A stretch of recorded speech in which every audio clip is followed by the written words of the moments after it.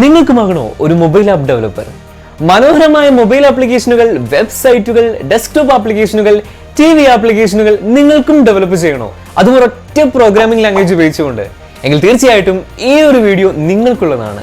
ഇന്നു മുതൽ നമ്മൾ flutter zero to hero challenge start ചെയ്യാനായിട്ട് പോവാണ്. നിങ്ങളുടെ ലെവൽ ഏതുമായിക്കൊള്ളട്ടെ, നിങ്ങളൊരു ബിഗിനർ ആയിക്കൊള്ളട്ടെ, നിങ്ങളൊരു ഇന്റർമീഡിയറ്റ് ലെവലുള്ള ആളായിക്കോട്ടെ, ഇനി പ്രോഗ്രാമിംഗിന്റെ ബേസിക്സ് പോലും അറിയാത്ത ഒരാളായിക്കോട്ടെ, നിങ്ങൾക്ക് ധൈര്യമായിട്ട് ഈ ഒരു ട്യൂട്ടോറിയൽ ഫോളോ ചെയ്യാനായിട്ട് പറ്റുന്നതാണ്. ഇനി എന്തുകൊണ്ടാണ് ഈ ഒരു ട്യൂട്ടോറിയൽ നിങ്ങൾ ഫോളോ ചെയ്യണമെന്ന് പറയുന്നത്? ഒന്നാമത്തെ റീസൺ, ഓൺലൈനിൽ ഒരുപാടധികം ട്യൂട്ടോറിയൽസ് നിങ്ങൾക്ക് കാണാനായിട്ട് സാധിക്കും. ഈവൻ മലയാളത്തിൽ പോലും ഫ്ലട്ടർ ആപ്പ് ഡെവലപ്മെന്റ് ട്യൂട്ടോറിയൽസ് നിങ്ങൾക്ക് കാണാനായിട്ട് സാധിക്കും. പക്ഷെ ഒരു ബിഗിനർ ഫ്രണ്ട്ലി ട്യൂട്ടോറിയൽ എന്ന് പറയുമ്പോൾ പ്രോഗ്രാമിംഗിന്റെ ബേസിക്സ് പോലും അറിയാത്ത ഒരു ആബ്സല്യൂട്ട് ബിഗിനറിനെ പോലും ഫോക്കസ് ചെയ്തുകൊണ്ടായിരിക്കണം. എന്നാൽ ഓൺലൈനിൽ കാണുന്ന പല ട്യൂട്ടോറിയൽസും തുടങ്ങുന്നത് തന്നെ കടിച്ചാൽ പൊട്ടാത്ത ടെക്നിക്കൽ കാര്യങ്ങളും പറഞ്ഞുകൊണ്ടാണ്. എന്നാൽ നമ്മളുടെ ട്യൂട്ടോറിയൽസ് ആപ്പ് ഡെവലപ്മെന്റ് ബേസിക്സ് പോലും അറിയാത്ത ഒരു ബിഗിനർക്ക് പോലും പഠിച്ചെടുക്കാൻ പറ്റുന്ന രീതിയിലാണ് നമ്മൾ ക്രിയേറ്റ് ചെയ്തിട്ടുള്ളത്. ഇനി രണ്ടാമത്തെ റീസൺ, നമ്മളുടെ ട്യൂട്ടോറിയൽസ് കംപ്ലീറ്റ്ലി പ്രോജക്റ്റ് ബേസ്ഡ് ആണ്. അതായത് ഓരോ ടോപ്പിക്കിനെ കുറിച്ച് പഠിക്കുന്ന സമയത്ത് നമ്മൾ ഓരോ ഡിഫറെന്റ് ആപ്ലിക്കേഷൻസ് ഡെവലപ്പ് ചെയ്യുന്നതായിരിക്കും. ഈ ഒരു കംപ്ലീറ്റ് ട്യൂട്ടോറിയൽസ് നിങ്ങൾ കഴിയുമ്പോഴേക്കും ഇതേപോലെ മനോഹരമായ ഒരുപാട് ആപ്ലിക്കേഷൻസ് നമ്മൾ ഡെവലപ്പ് ചെയ്യുന്നതായിരിക്കും. അതേപോലെ തന്നെ ഈ ഒരു നോളജ് വെച്ചുകൊണ്ട് നിങ്ങൾക്കൊരു എൻട്രി ലെവൽ ജോബിലോട്ടും അപ്ലൈ ചെയ്യാനായിട്ട് പറ്റുന്നതാണ്. So what are you waiting for? ഇന്നത്തെ വീഡിയോയിലൂടെ നമ്മൾ പറയാനായിട്ട് പോകുന്നത് എന്താണ് ഫ്ലട്ടർ, എന്തിനാണ് ഫ്ലട്ടർ, എന്താണ് ഫ്ലട്ടർ, ഫ്ലട്ടർ എന്താണെന്നുള്ളത് ഒരു എക്സാമ്പിളിലൂടെ നിങ്ങൾക്ക് പറഞ്ഞു തരാം. ഇതാണ് അലക്സ. അലക്സ ഒരു ആൻഡ്രോയിഡ് ആപ്പ് ഡെവലപ്പറാണ്. അലക്സ മാസങ്ങളോളം കഷ്ടപ്പെട്ട് ഒരു ബ്യൂട്ടിഫുൾ ആയിട്ടുള്ള ഒരു ഷോർട്ട് വീഡിയോ ആപ്ലിക്കേഷൻ ക്രിയേറ്റ് ചെയ്തു. അത് അവൾ സക്സസ്ഫുൾ ആയിട്ട് ഗൂഗിൾ പ്ലേ സ്റ്റോറിൽ സബ്മിറ്റ് ചെയ്യുകയും ചെയ്തു. എന്നാൽ കുറച്ചു കാലം കഴിഞ്ഞപ്പോഴേക്കും ഒരുപാട് ആൾക്കാർ അലക്സയ്ക്ക് മെസ്സേജ് അയക്കാനായിട്ട് തുടങ്ങി. എന്നാണ് നമ്മുടെ ആപ്ലിക്കേഷൻ iOS-ൽ വരിക, എന്നാണ് iOS-ൽ വരിക, എന്നാണ് iOS-ൽ വരിക, അങ്ങനെ ഒരുപാടധികം ആൾക്കാർ iOS ആപ്പ് എപ്പോഴാണ് റിലീസ് ചെയ്യുക എന്നുള്ളൊരു കാര്യം ചോദിക്കാനായിട്ട് തുടങ്ങി. അപ്പോൾ നമ്മുടെ അലക്സ ഒരുപാട് കഷ്ടപ്പെട്ട് iOS ആപ്ലിക്കേഷൻ റിലീസ് ചെയ്യാനായിട്ട് സ്വിഫ്റ്റും ഒബ്ജക്റ്റീവ്സും ഒക്കെ കുത്തിയിരുന്ന് പഠിക്കാനായിട്ട് തുടങ്ങി. അങ്ങനെ ഒരുപാട് മാസത്തെ കഷ്ടപ്പാടിന് ശേഷം നമ്മുടെ അലക്സ ഈ ഒരു ആപ്ലിക്കേഷൻ ആപ്പ് സ്റ്റോറിലും പബ്ലിഷ് ചെയ്തു. അങ്ങനെ ഈ ഒരു ആപ്ലിക്കേഷൻ പ്ലേ സ്റ്റോറിലും ആപ്പ് സ്റ്റോറിലും അവൈലബിൾ ആയിട്ട് തുടങ്ങി.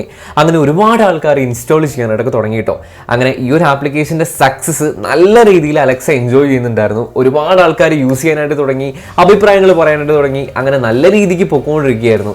എന്നാൽ ആ ഒരു സന്തോഷം അധിക കാലം നീണ്ടു നിന്നില്ല. അലക്സയ്ക്ക് പിന്നെയും ഭ്രാന്ത് പിടിക്കുന്ന രീതിയിൽ ഒരുപാട് ആൾക്കാർ മെസ്സേജ് അയക്കാനായിട്ട് തുടങ്ങി.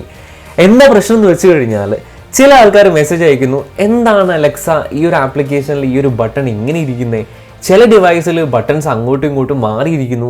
അങ്ങനെ ഒരുപാട് ചെറിയ ചെറിയ കംപ്ലയിൻറ്റ്സ് ആൾക്കാർ ചോദിക്കുവാനായിട്ട് തുടങ്ങി. അപ്പോൾ അതിൻ്റെ കാര്യം എന്താണെന്ന് വെച്ച് കഴിഞ്ഞാൽ, നിങ്ങൾക്കറിയാലോ, ഇപ്പം iOS-ൻ്റെ കേസ് എടുക്കുകയാണെന്നുണ്ടെങ്കിൽ ഒരുപാട് ഐഫോൺസ് ഉണ്ടല്ലേ. ഫസ്റ്റ് ജനറേഷൻ ഐഫോൺ മുതൽ ഇപ്പോൾ ഇറങ്ങിയിട്ടുള്ള ലേറ്റസ്റ്റ് ഐഫോൺ വരെ ഉണ്ട്. എല്ലാം ഡിഫറെൻറ്റ് സ്ക്രീൻ സൈസാണ്. ഇനി ഐപാഡ്സ് നോക്കുകയാണെന്നുണ്ടെങ്കിൽ അത് ഡിഫറെൻറ്റ് സൈസാണ്. അങ്ങനെ എല്ലാ ഡിവൈസസും ഡിഫറെൻറ്റ് സ്ക്രീൻ സൈസിലാണ് iOS-ൻ്റെ കേസിൽ ഇറങ്ങുന്നത്. എന്നാൽ ആൻഡ്രോയിഡിൻ്റെ കേസ് എടുക്കുകയാണെന്നുണ്ടെങ്കിലോ ലക്ഷക്കണക്കിന് ആൻഡ്രോയിഡ് ഡിവൈസസ് ആണ് ആക്ച്വലി ഉള്ളത്. ആൻഡ്രോയിഡ് ഓപ്പൺ സോഴ്സ് ആയതുകൊണ്ട് തന്നെ ഏതൊരാൾക്കും ആൻഡ്രോയിഡ് ഡിവൈസ് ഉണ്ടാക്കുവാനായിട്ട് പറ്റും. അപ്പം ആൻഡ്രോയിഡ് ഡിവൈസിൻ്റെ കേസ് പറയുകയാണെന്നുണ്ടെങ്കിൽ പല സ്ക്രീൻ സൈസിലും ആസ്പെക്ട് റേഷ്യോയിലുമാണ് ഓരോ ആൻഡ്രോയിഡ് ഡിവൈസും ഉള്ളത്. അതുമാത്രമല്ല പ്രശ്നം വരുന്നത്, അലക്സയെ സംബന്ധിച്ചിടത്തോളം ഇത് വളരെ ബുദ്ധിമുട്ടുള്ള ഒരു കാര്യമാണ്. അതായത് ഈ ഒരു ആപ്ലിക്കേഷനിലേക്ക് എന്തെങ്കിലും ഒരു അപ്ഡേഷനോ അല്ലെങ്കിൽ ബഗ് ഫിക്സസോ എന്തെങ്കിലും കാര്യങ്ങൾ കൊടുക്കുന്ന സമയത്ത് അലക്സ ആൻഡ്രോയിഡ് കോഡ് ബേസിലും എഡിറ്റ്സും കാര്യങ്ങളൊക്കെ വരുത്തേണ്ടതായിട്ടുണ്ട്. അതേപോലെ തന്നെ iOS-ൽ ചേഞ്ചസ് വരുത്താനായിട്ട് ആ ഒരു കോഡ് ബേസിലും ചേഞ്ചസും കാര്യങ്ങളൊക്കെ വരുത്തേണ്ടതായിട്ടുണ്ട്. എന്നിട്ട് അതുമാത്രമാണോ, ഈ ഒരു രണ്ട് ഫയൽസും നമ്മൾ ഗൂഗിൾ പ്ലേ സ്റ്റോറിലും സബ്മിറ്റ് ചെയ്യേണ്ടതായിട്ടുണ്ട്, ആപ്പ് സ്റ്റോറിലും സബ്മിറ്റ് ചെയ്യേണ്ടതായിട്ടുണ്ട്. അപ്പോൾ അലക്സയെ സംബന്ധിച്ചിടത്തോളം ഇത് വളരെ ബുദ്ധിമുട്ടുള്ള ഒരു കാര്യം തന്നെയാണ്. നിങ്ങളൊന്ന് ജസ്റ്റ് ആലോചിച്ച് നോക്കുക. നമ്മൾ പബ്ലിക്കിലോട്ട് നോക്കിക്കഴിഞ്ഞാൽ എല്ലാം ഡിഫറെൻറ്റ് സൈസുള്ള സ്ക്രീൻസ് ആണല്ലേ. എല്ലാം തന്നെ പല ഡിവൈസിൽ, ഇപ്പം ആൻഡ്രോയിഡിലൊരു സ്ക്രീൻ സൈസാണ്, ഐഫോണിലൊരു സ്ക്രീൻ സൈസാണ്, ഡെസ്ക്ടോപ്പിൽ പല സ്ക്രീൻ സൈസാണ്. അങ്ങനെ പല സ്ക്രീൻ സൈസാണ് നമ്മൾ പബ്ലിക്കിലോട്ട് നോക്കിക്കഴിഞ്ഞാലായിട്ട് കാണാൻ പറ്റുന്നത് അല്ലേ.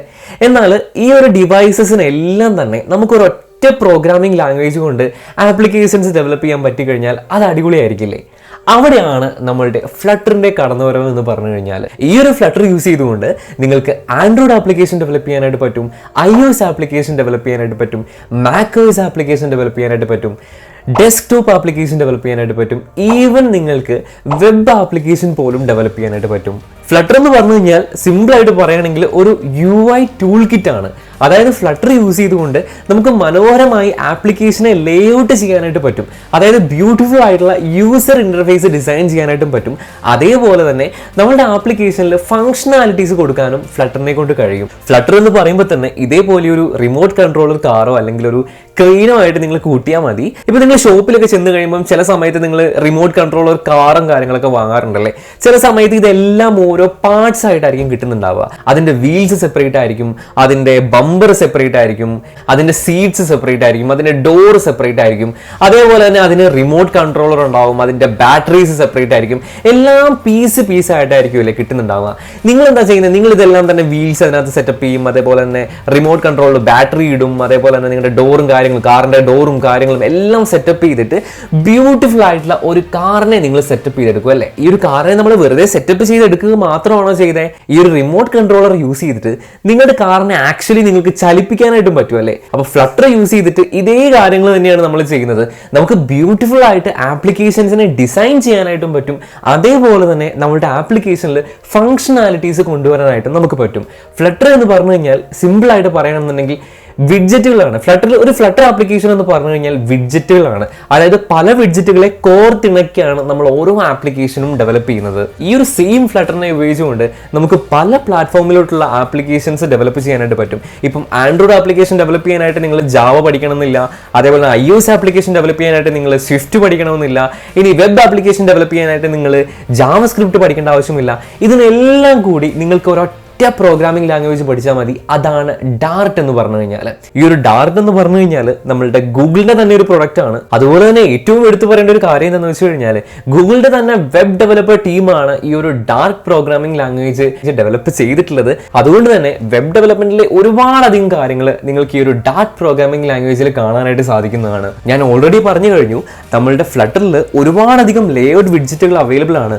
ഈ ഒരു ലേഔട്ട് വിഡ്ജറ്റുകൾ യൂസ് ചെയ്തിട്ട് നമ്മുടെ ആപ്ലിക്കേഷനെ ബ്യൂട്ടിഫുൾ ആയിട്ട് നമുക്ക് ലേഔട്ട് ചെയ്യാൻ കഴിയുന്നതാണ്. ഇപ്പോൾ ഒരു കോളം വിഡ്ജറ്റ് യൂസ് ചെയ്തിട്ട് നമ്മുടെ ആപ്ലിക്കേഷനിലെ എലമെന്റ്സിനെ നമുക്ക് വെർട്ടിക്കലി അലൈൻ ചെയ്യാൻ പറ്റുന്നതാണ്.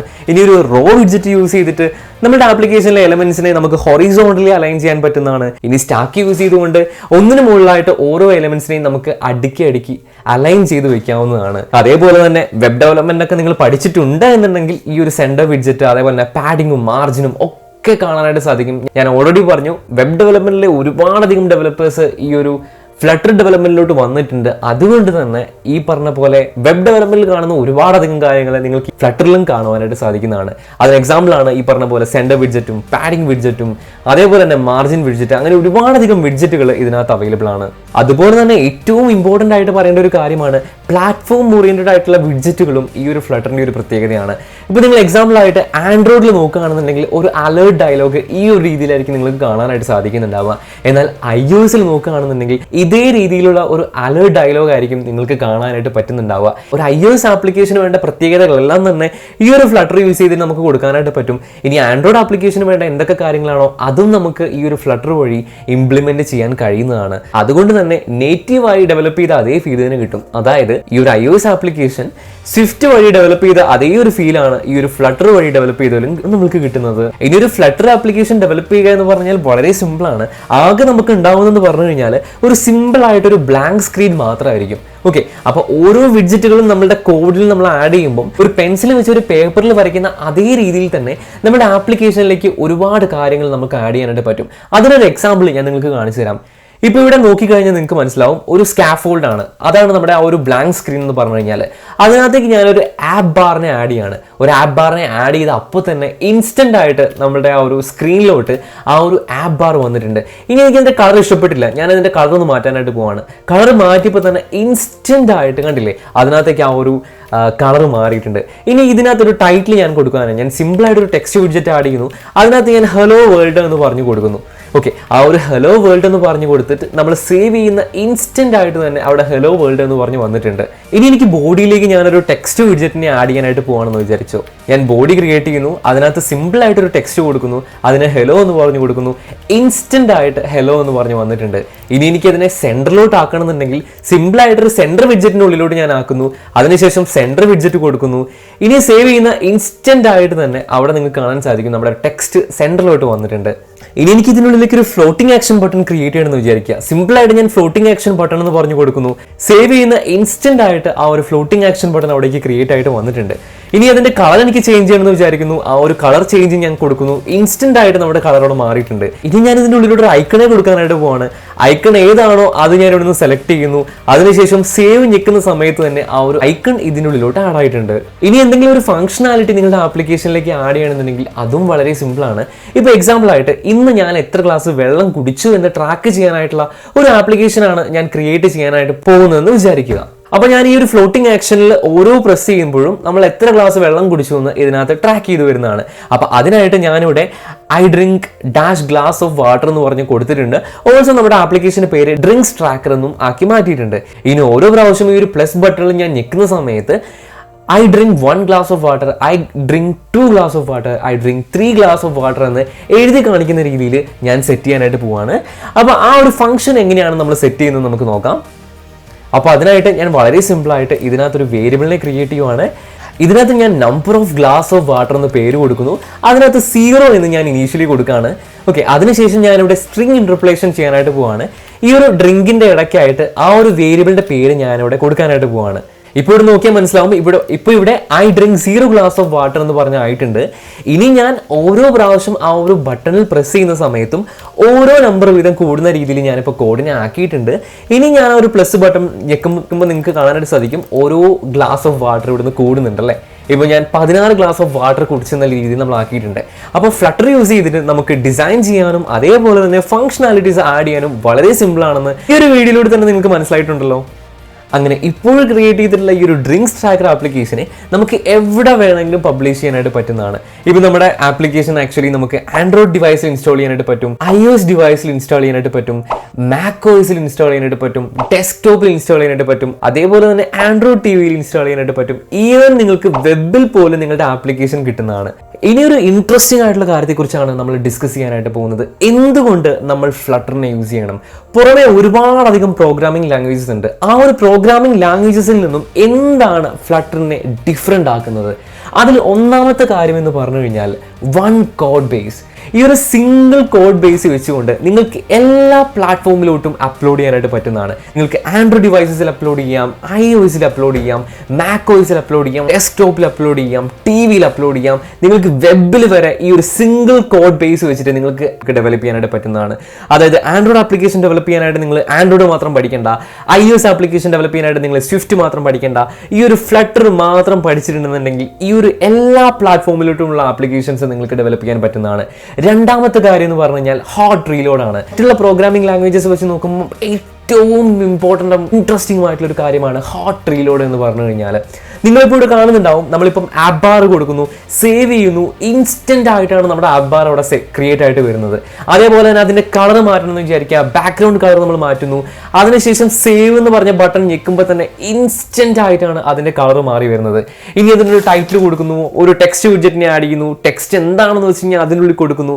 ഇൻസ്റ്റന്റ് ആയിട്ടാണ് ആ ഒരു സേവ് ബട്ടൺ പ്രസ് ചെയ്യുന്ന സമയത്ത് തന്നെ നമ്മുടെ ആപ്ലിക്കേഷൻ്റെ ഉള്ളിലോട്ട് ആ ഒരു കാര്യം അപ്ഡേറ്റ് ആയിട്ട് വരുന്നത്. അതാണ് ഹോട്ട് റീലോഡ് എന്ന് പറഞ്ഞു കഴിഞ്ഞാൽ. ഇപ്പോൾ നിങ്ങൾ എക്സാമ്പിൾ ആയിട്ട് ആലോചിക്കുക, അല്ലെങ്കിൽ നിങ്ങൾ ആൻഡ്രോയിഡ് സ്റ്റുഡിയോ യൂസ് ചെയ്തിട്ടുണ്ടെന്ന് വിചാരിക്കുക. നിങ്ങളുടെ ആൻഡ്രോയിഡ് ആപ്പ് ഡെവലപ്മെന്റിലായിട്ട് ഏറ്റവും ഒരു ടാസ്ക് എന്ന് പറഞ്ഞു കഴിഞ്ഞാൽ നമ്മളൊരു ആപ്ലിക്കേഷനിൽ എന്തെങ്കിലും ഒരു ചേഞ്ചസും കാര്യങ്ങളും വരുത്തിയിട്ട് അത് നമുക്കൊന്ന് കാണാനായിട്ട് നമ്മൾ വീണ്ടും ഫസ്റ്റ് ഷൂട്ട് റൺ ചെയ്യേണ്ടതായിട്ടുണ്ട് അല്ലേ. റൺ ചെയ്യുന്ന സമയത്ത് എങ്ങനെ നോക്കിക്കഴിഞ്ഞാലും ഒരു 15, 20, 30 സെക്കൻഡ് തീർച്ചയായിട്ടും എടുക്കും അല്ലേ. ഇനിയിപ്പം ആപ്പിളിൽ സ്വിഫ്റ്റിന്റെ കാര്യം പറയുകയാണെങ്കിൽ അതും ഒരു 15, 20 സെക്കൻഡ് എടുക്കും. അത് ഡിവൈസ് ടു ഡിവൈസ് വേരി ചെയ്യും കേട്ടോ. ഞാനിപ്പോൾ ഒരു നല്ല ഡിവൈസിന്റെ കാര്യമാണ് പറഞ്ഞത്. അത്രയും ടൈം എന്താണെങ്കിലും എടുക്കും. ഈ ഒരു ഫ്ലട്ടർ യൂസ് ചെയ്യുന്നത് വഴി നിങ്ങൾക്ക് ഹോട്ട് റീലോഡിലോട്ട് ഒരു ആക്സസ് കിട്ടുന്നുണ്ട്. അതായത് ഓൾമോസ്റ്റ് ഒരു സെക്കൻഡ് പോലും ഇല്ലാണ്ടാണ് ആക്ച്വലി നമ്മുടെ ഓരോ കാര്യങ്ങളും നമ്മുടെ സ്ക്രീനിൽ അപ്ഡേറ്റ് ആയിക്കൊണ്ടേ ഇരിക്കുന്നത്. ഇപ്പോൾ ആൻഡ്രോയിഡ് ആപ്പ് ഡെവലപ്മെന്റിൽ നമ്മളൊരു 20-30 സെക്കൻഡ് എടുക്കുന്നുണ്ടെന്നുണ്ടെങ്കിൽ ഈ ഒരു ഫ്ലട്ടറിൽ ഏകദേശം ഒരു ഫ്രാക്ഷൻ ഓഫ് സെക്കൻഡ് മാത്രമേ ഒരു കാര്യം അപ്ഡേറ്റ് ചെയ്യാനായിട്ട് എടുക്കുന്നുള്ളൂ എന്നത് ഏറ്റവും ഇമ്പോർട്ടൻ്റ് ആയിട്ടുള്ള ഒരു കാര്യമാണ്. അടുത്തത് എന്ന് പറഞ്ഞു കഴിഞ്ഞാൽ access to original source code. Flutter എന്നത് ഓപ്പൺ സോഴ്സ് ആണ്. അതുകൊണ്ട് തന്നെ ഫ്ലട്ടറിലെ ഓരോ വിഡ്ജറ്റുകളും ക്രിയേറ്റ് ചെയ്തത് എങ്ങനെയാണെന്ന് വളരെ സിമ്പിൾ ആയിട്ട് നിങ്ങൾക്ക് കാണാനായിട്ട് പറ്റുന്നതാണ്. ഇപ്പോൾ എക്സാമ്പിൾ ആയിട്ട് ഇവിടെ നോക്കുക. ഇപ്പോൾ ഒരു ഫ്ലോട്ടിംഗ് ആക്ഷൻ ബട്ടണിൽ ഞാൻ ജസ്റ്റ് ഒന്ന് ക്ലിക്ക് ചെയ്യുകയാണെങ്കിൽ ആ ഒരു ഫ്ലോട്ടിംഗ് ആക്ഷൻ ബട്ടൺ എങ്ങനെയാണ് ഫ്ലട്ടർ ടീം ഡെവലപ്പ് ചെയ്തത് എന്ന് ഡീറ്റെയിൽ ആയിട്ട് ഇതിനുള്ളിൽ കൊടുത്തിട്ടുണ്ട്. അപ്പോൾ നിങ്ങളുടേതായ ഈ ഒരു ഫ്ലോട്ടിംഗ് ആക്ഷൻ ബട്ടണ് പകരമായിട്ട് നിങ്ങളുടേതായ രീതിയിൽ എന്തെങ്കിലും കാര്യങ്ങൾ നിങ്ങൾക്ക് ക്രിയേറ്റ് ചെയ്യണമെന്നുണ്ടെന്നുണ്ടെങ്കിൽ ഈ ഒരു ഫ്ലോട്ടിംഗ് ആക്ഷൻ ബട്ടന്റെ പ്രോപ്പർട്ടീസും കാര്യങ്ങളും ഒക്കെ കോപ്പി ചെയ്തിട്ട് നിങ്ങൾക്ക് യൂസ് ചെയ്യാനായിട്ട് പറ്റുന്നതാണ്. നിങ്ങളുടേതായ വെർഷൻസ് നിങ്ങൾക്ക് ക്രിയേറ്റ് ചെയ്യാനായിട്ട് പറ്റുന്നതാണ്. അതാണ് ഏറ്റവും ഇമ്പോർട്ടൻ്റ് ആയിട്ടുള്ള മൂന്നാമത്തെ ഒരു കാര്യം എന്ന് പറഞ്ഞു കഴിഞ്ഞാൽ ഫ്ലട്ടർ ഓപ്പൺ സോഴ്സ് ആണ്. ഇപ്പം iOS ഡെവലപ്മെന്റ് സ്വിഫ്റ്റിന്റെ കേസിൽ നോക്കുകയാണെന്നുണ്ടെങ്കിൽ അതൊക്കെ ഒരു മിസ്റ്ററിയാണ്. ഓരോ ബട്ടൺസും ഓരോ കാര്യങ്ങളും ക്രിയേറ്റ് ചെയ്തത് എങ്ങനെയാണെന്ന് നമുക്ക് ഒരിക്കലും നോക്കാൻ പോലും പറ്റത്തില്ല. അത് സീക്രട്ട് ആയിട്ട് അവർ സൂക്ഷിച്ചേക്കുവാണ്. എന്നാൽ ഫ്ലട്ടർ യൂസ് ചെയ്യുന്നത് വഴി നമുക്ക് അതിലോട്ടുള്ള ഒരു കംപ്ലീറ്റ് ആക്സസും കൂടി കിട്ടുന്നുണ്ട്. അപ്പോൾ എന്താണ് ഫ്ലട്ടർ എന്നുള്ളൊരു കാര്യം നമ്മൾ പഠിച്ചു കഴിഞ്ഞു അല്ലേ? ഇനി ഈ ഒരു ഫ്ലട്ടർ ഉപയോഗിച്ച് ആപ്ലിക്കേഷൻസ് ഡെവലപ്പ് ചെയ്യാനായിട്ട് നമുക്ക് എന്തൊക്കെ കാര്യങ്ങളാണ് ആവശ്യമായിട്ടുള്ളത് എന്നാണ് നമ്മൾ ഇനി പറയാനായിട്ട് പോകുന്നത്. ഏറ്റവും ആദ്യം നിങ്ങൾക്ക് ആവശ്യമായിട്ടുള്ളത് ഒരു കമ്പ്യൂട്ടറാണ്. ഒന്നെങ്കിൽ നിങ്ങൾക്ക് മാക്ബുക്ക് യൂസ് ചെയ്യാം, അതായത് മാക്OS ബേസ് ചെയ്തിട്ടുള്ള സിസ്റ്റം നിങ്ങൾക്ക് യൂസ് ചെയ്യാം. ഇനി അല്ലാന്നുണ്ടെങ്കിൽ നിങ്ങൾക്ക് വിൻഡോസ് ബേസ് ചെയ്തിട്ടുള്ള കമ്പ്യൂട്ടേഴ്സും കാര്യങ്ങളും യൂസ് ചെയ്യാനായിട്ട് പറ്റുന്നതാണ്. ഇനി വിൻഡോസ് ബേസ് ചെയ്തിട്ടുള്ള ഒരു സിസ്റ്റം അല്ല നിങ്ങൾക്കുള്ളത് എന്നുണ്ടെങ്കിൽ നിങ്ങൾക്ക് ലിനക്സ് ബേസ് ചെയ്തിട്ടുള്ള ഒരു സിസ്റ്റം യൂസ് ചെയ്യാം. അതേപോലെ തന്നെ ക്രോം OS ബേസ് ചെയ്തിട്ടുള്ള ഒരു സിസ്റ്റം നിങ്ങൾക്ക് യൂസ് ചെയ്യാനായിട്ട് പറ്റുന്നതാണ്. അപ്പോൾ തുടക്കത്തിൽ ഇത് മാറ്ററേ അല്ല, നിങ്ങളുടെ കയ്യിലുള്ള സിസ്റ്റം ഏതാണോ ആ ഒരു സിസ്റ്റം യൂസ് ചെയ്തിട്ട് നിങ്ങൾക്ക് നിങ്ങളുടെ ഫ്ലട്ടർ ഡെവലപ്മെന്റ് തുടങ്ങാവുന്നതാണ്. പിന്നെ നിങ്ങൾക്ക് വേണ്ട ഒരു കാര്യം ഒരു കോഡ് എഡിറ്റർ ആണ്. അതായത് നമ്മുടെ ഡാറ്റ് കോഡും കാര്യങ്ങളൊക്കെ എഴുതാനായിട്ട് ഒരു കോഡ് എഡിറ്റർ ആവശ്യമായിട്ടുണ്ട്. ഒന്നെങ്കിൽ അത് ആൻഡ്രോയിഡ് സ്റ്റുഡിയോ ആയിരിക്കണം, അല്ല എന്നുണ്ടെങ്കിൽ VS കോഡ് ആയിരിക്കണം. ഓക്കെ, അപ്പോൾ ഞാനിവിടെ യൂസ് ചെയ്യാനായിട്ട് പോകുന്നത് ഈ ഒരു ട്യൂട്ടോറിയൽ മൊത്തത്തിൽ ആൻഡ്രോയിഡ് സ്റ്റുഡിയോ ആണ്. അതായത് ആൻഡ്രോയിഡ് സ്റ്റുഡിയോ യൂസ് ചെയ്തിട്ട് വളരെ ഈസി ആയിട്ട് നമുക്ക് എമുലേറ്റേഴ്സും സിമുലേറ്റേഴ്സും ഒക്കെ മാനേജ് ചെയ്യാനായിട്ട് പറ്റും. അതേപോലെ തന്നെ കുറച്ചും കൂടി ഈസി ആയിട്ടുള്ള ഡെവലപ്മെന്റ് എനിക്ക് ഫീൽ ചെയ്തിട്ടുള്ളത് ആൻഡ്രോയിഡ് സ്റ്റുഡിയോയിൽ നിന്നുമാണ്. അതെന്റെ പേഴ്സണൽ ചോയ്സ് ആണ്. നിങ്ങൾക്ക് VS കോഡ് വേണമെങ്കിൽ അത് യൂസ് ചെയ്യാം. പക്ഷേ ഈ ഒരു ട്യൂട്ടോറിയൽ മൊത്തത്തിൽ നമ്മൾ ആൻഡ്രോയിഡ് സ്റ്റുഡിയോ ആയിരിക്കും യൂസ് ചെയ്യുന്നുണ്ടാവുക. പിന്നെയുള്ളൊരു കാര്യം എന്ന് പറഞ്ഞു കഴിഞ്ഞാൽ നിങ്ങളുടെ ആൻഡ്രോയിഡ് ആപ്ലിക്കേഷൻ ടെസ്റ്റ് ചെയ്യാനായിട്ട് നിങ്ങൾക്കൊരു ഫിസിക്കൽ ഡിവൈസ് അല്ലെങ്കിൽ ഒരു എമുലേറ്റർ ആവശ്യമായിട്ടുണ്ട്. ഫിസിക്കൽ ഡിവൈസ് നിങ്ങളുടെ കയ്യിലുള്ള ആൻഡ്രോയിഡ് ഡിവൈസ് നിങ്ങൾക്ക് യൂസ് ചെയ്യാനായിട്ട് പറ്റുന്നതാണ്. ഇനി ആൻഡ്രോയിഡ് എമുലേറ്റർ ആണെന്നുണ്ടെങ്കിൽ അതൊരു വിർച്വൽ ആൻഡ്രോയിഡ് ഡിവൈസ് ആണ്. അത് എങ്ങനെയാണ് ഇൻസ്റ്റാൾ ചെയ്യുന്നത് എന്നുള്ളൊരു കാര്യം ഒക്കെ നമ്മൾ ഡീറ്റെയിൽ ആയിട്ട് പറയുന്നതാണ്. അപ്പോൾ ഈ ഒരു എമുലേറ്റർ യൂസ് ചെയ്തുകൊണ്ട് അതിലേക്ക് നിങ്ങളുടെ ആപ്ലിക്കേഷൻസും കാര്യങ്ങളും ഇൻസ്റ്റാൾ ചെയ്യാനും ടെസ്റ്റ് ചെയ്യാനായിട്ട് നിങ്ങൾക്ക് പറ്റുന്നതാണ്. ഇനി iOS ആപ്ലിക്കേഷൻ ടെസ്റ്റ് ചെയ്യാനായിട്ട് നിങ്ങൾക്കൊരു ഫിസിക്കൽ ഡിവൈസ് ആവശ്യമായിട്ടുണ്ട്. നിങ്ങളുടെ കയ്യിലുള്ള ഐഫോൺ ഇതിനായിട്ട് നിങ്ങൾക്ക് ഉപയോഗിക്കാവുന്നതാണ്. ഇനി അല്ല എന്നുണ്ടെന്നുണ്ടെങ്കിൽ നിങ്ങൾക്കൊരു iOS സിമുലേറ്റർ ഇൻസ്റ്റാൾ ചെയ്യാനായിട്ട് പറ്റുന്നതാണ്. ഈ ഒരു iOS സിമുലേറ്റർ എന്ന് പറഞ്ഞു കഴിഞ്ഞാൽ ആക്ച്വലി അതൊരു വിർച്വൽ ഐഫോൺ ആണ്. അതിനകത്ത് ഈ ഒരു ആപ്ലിക്കേഷൻസും കാര്യങ്ങളൊക്കെ നിങ്ങൾക്ക് ടെസ്റ്റ് ചെയ്യാനായിട്ട് പറ്റുന്നതാണ്. പക്ഷേ ഒരു പ്രശ്നം എന്താണെന്ന് വെച്ച് കഴിഞ്ഞാൽ ഈ ഒരു iOS ആപ്ലിക്കേഷൻ നിങ്ങൾക്ക് ടെസ്റ്റ് ചെയ്യണം എന്നുണ്ടെന്നുണ്ടെങ്കിൽ നിങ്ങൾക്കൊരു മാക്ബുക്ക് ഇമ്പോർട്ടൻ്റ് ആണ്. macOS ബേസ് ചെയ്തിട്ടുള്ള ഒരു സിസ്റ്റം നിങ്ങൾക്ക് ഈ ഒരു കാര്യത്തിനായിട്ട് ഇമ്പോർട്ടൻ്റ് ആണ്. അതിന്റെ കാര്യം എന്താണെന്ന് വെച്ച് കഴിഞ്ഞാൽ നിങ്ങൾക്കറിയാം ആപ്പിൾ എന്ന് പറഞ്ഞു കഴിഞ്ഞാൽ സെക്യൂരിറ്റിയുടെ കാര്യത്തിൽ വളരെ സ്ട്രിക്റ്റ് ആണ്. അതായത് ഒരു ആപ്ലിക്കേഷൻ നിങ്ങളുടെ ഫോണിലോട്ട് ഇൻസ്റ്റാൾ ചെയ്യണം എന്നുണ്ടെന്നുണ്ടെങ്കിൽ അല്ല എന്നുണ്ടെങ്കിൽ നിങ്ങൾക്കൊരു ആപ്ലിക്കേഷൻ ആപ്പ് സ്റ്റോറിലോട്ട് സബ്മിറ്റ് ചെയ്യണം എന്നുണ്ടെന്നുണ്ടെങ്കിൽ നിങ്ങൾക്കൊരു സർട്ടിഫിക്കറ്റ് ആവശ്യമായിട്ടുണ്ട്. ഓരോ ആപ്ലിക്കേഷനും യുണീക്ക് ആയിട്ടുള്ള ഒരു സർട്ടിഫിക്കറ്റ് ആണ് ആപ്പിൾ ഇഷ്യൂ ചെയ്യുന്നത്. സോ ഈ ഒരു സർട്ടിഫിക്കറ്റ് നിങ്ങൾക്ക് കിട്ടണം എന്നുണ്ടെന്നുണ്ടെങ്കിൽ macOS ബേസ് ചെയ്തിട്ടുള്ള ഒരു സിസ്റ്റം നിങ്ങൾക്ക് ആവശ്യമാണ്. അതോർത്ത് നിങ്ങൾ വിഷമിക്കേണ്ട ആവശ്യമില്ല. നിങ്ങളുടെ ഡെവലപ്മെന്റ് കംപ്ലീറ്റ്ലി നിങ്ങളുടെ കയ്യിലുള്ള കമ്പ്യൂട്ടർ വെച്ചിട്ട് നിങ്ങൾക്ക് ചെയ്യാനായിട്ട് പറ്റുന്നതാണ്. അത് യൂസ് ചെയ്തുകൊണ്ട് തന്നെ നിങ്ങളുടെ ആപ്ലിക്കേഷൻ പ്ലേ സ്റ്റോറിലും സബ്മിറ്റ് ചെയ്യാനായിട്ട് പറ്റുന്നതാണ്. നിങ്ങളുടെ ആപ്ലിക്കേഷൻ ആപ്പ് സ്റ്റോറിൽ സബ്മിറ്റ് ചെയ്യുന്ന സമയത്ത് മാത്രം നിങ്ങളുടെ ഫ്രണ്ടിന്റെ കയ്യിൽ നിന്നോ അല്ലെങ്കിൽ ഒരുപാടധികം ഓൺലൈൻ സർവീസസ് പുറമെ അവൈലബിൾ ആണ്. അവരെ നിങ്ങൾക്ക് ഹയർ ചെയ്യാവുന്നതാണ് നിങ്ങളുടെ ആപ്ലിക്കേഷൻ ആപ്പ് സ്റ്റോറിലോട്ട് സബ്മിറ്റ് ചെയ്യാനായിട്ട്. അപ്പൊ അതിന് മാത്രമേ നിങ്ങൾക്ക് ഒരു മാക്ബുക്കിന്റെ ആവശ്യമുള്ളൂ. ഡെവലപ്മെന്റ് കംപ്ലീറ്റ്ലി നിങ്ങളുടെ കയ്യിലുള്ള സിസ്റ്റം യൂസ് ചെയ്തിട്ട് നിങ്ങൾക്ക് ഡെവലപ്പ് ചെയ്യാൻ പറ്റുന്നതാണ്. അപ്പോൾ ഒരിക്കൽ കൂടി എന്തൊക്കെ കാര്യങ്ങളാണ് നമുക്ക് ഡെവലപ്മെന്റിന് വേണ്ടിയിട്ട് ആവശ്യമുള്ളത് എന്ന് ഞാനിവിടെ കാണിച്ചു തരാം. അപ്പോൾ ഇത്രയും കാര്യങ്ങൾ ഓക്കെ ആണെന്നുണ്ടെങ്കിൽ നിങ്ങൾ റെഡി ആയിക്കോളൂ. അടുത്ത വീഡിയോയിലൂടെ എങ്ങനെയാണ് ഫ്ലട്ടർ ഇൻസ്റ്റാൾ ചെയ്യുന്നത്, എങ്ങനെയാണ് ആൻഡ്രോയിഡ് സ്റ്റുഡിയോ ഇൻസ്റ്റാൾ ചെയ്യുന്നത്, അതേപോലെ തന്നെ എങ്ങനെയാണ് എമുലേറ്ററും സിമുലേറ്ററും ഇൻസ്റ്റാൾ ചെയ്യുന്നത് എന്നുള്ള കാര്യങ്ങളാണ് നമ്മൾ പറയാനായിട്ട് പോകുന്നത്. അപ്പോൾ അടുത്ത വീഡിയോയിലൂടെ നമുക്ക് കാണാം. അതുവരേക്കും ഗുഡ് ബൈ.